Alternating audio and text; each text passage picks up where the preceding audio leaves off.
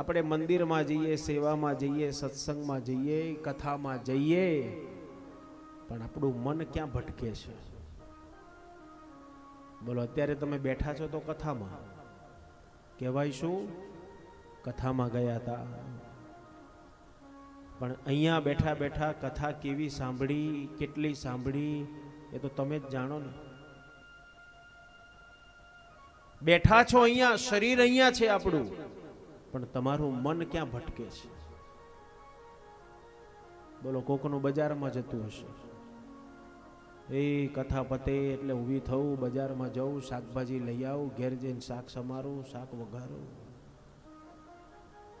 કોકનું મન ઊંઘવામાં ભટકતું હશે, કારણ અત્યારે તો શિયાળો ચાલે છે એટલે ઊંઘે સારી આવે ને, અને ટાઈમે પાછો આપણો બપોરનો જ છે.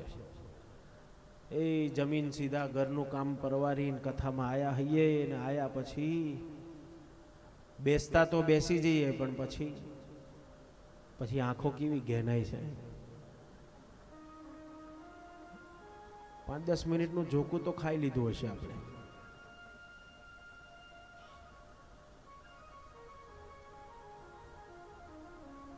વાંધો નહીં હો, ઊંઘ આવે ને તો ઊંઘી જવું.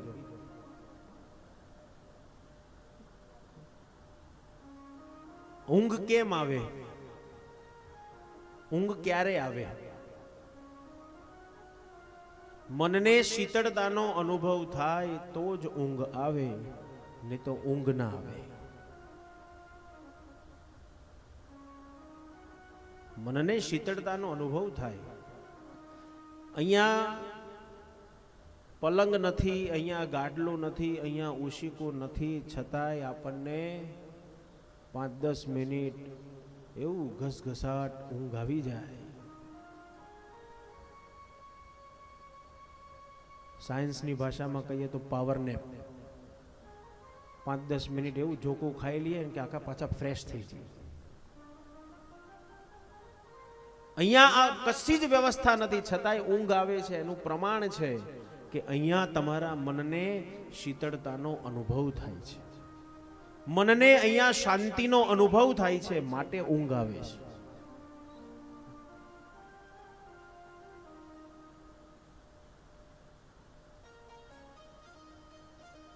સુખદેવજી વર્ણન કરે, રાજા ભગવાને શિશુપાલને પરમ ગતિ આપી.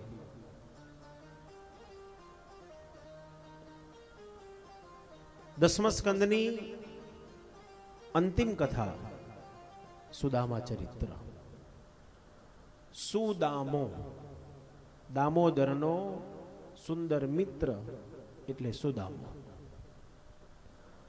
સુદામાના જીવનના 2 નિયમ છે.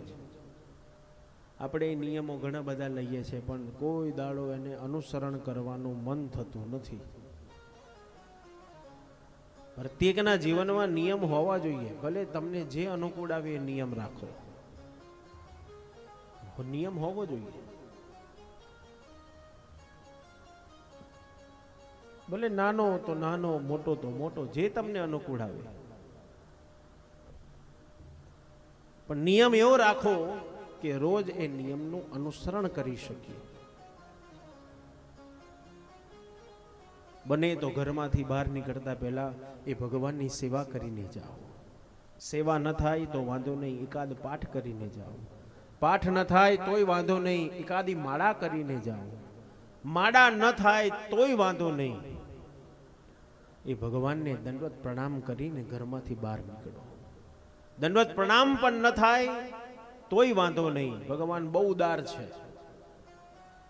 પણ ઘરમાંથી બહાર નીકળતા પહેલા 2 સેકન્ડ 5 સેકન્ડ માટે એ ભગવાનનું સ્મરણ કરી અને પછી ઘરમાંથી બહાર નીકળો.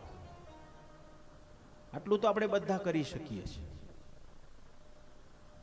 ઈશ્વરે બહુ જ છૂટછાટ આપી છે આપણને, પણ આપણે તો કરવું નથી ને એટલે બધી જાત જાતની છટકબારીઓ શોધીએ છીએ. નિયમ હોવો જોઈએ, દરેકના જીવનમાં નિયમ હોવો જોઈએ. બીજો કોઈ નિયમ ન રાખો તો વાંધો નહીં, એક નિયમ રાખો, બસ એને યાદ કરીને હું મારા કાર્યની શરૂઆત કરું, એ પ્રભુનું સ્મરણ કરીને હું મારા દિવસની શરૂઆત કરું. આ તો આપણે બધા એનું અનુસરણ કરી શકીએ છીએ. શાસ્ત્ર તેથી બહુ ભાર મૂકે છે કે પ્રત્યેકના જીવનમાં કોઈનો કોઈ નિયમ હોવો જોઈએ. સુદામાએ પણ એના જીવનના 2 નિયમ રાખ્યા છે. આપણે નિયમ બનાવીએ છીએ ખરા, પણ નિયમ શેના માટે બનાવીએ છીએ? તોડવા માટે જ બનાવીએ છીએ. આજે નિયમ રાખ્યો, 2 દિવસ અનુસરણ થયું ને ત્રીજા દિવસે નિયમ તૂટી જાય પાછો.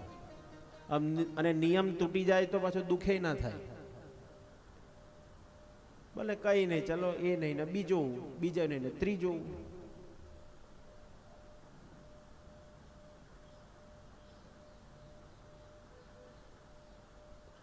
પ્રત્યેકના જીવનમાં નિયમ હોવો જોઈએ.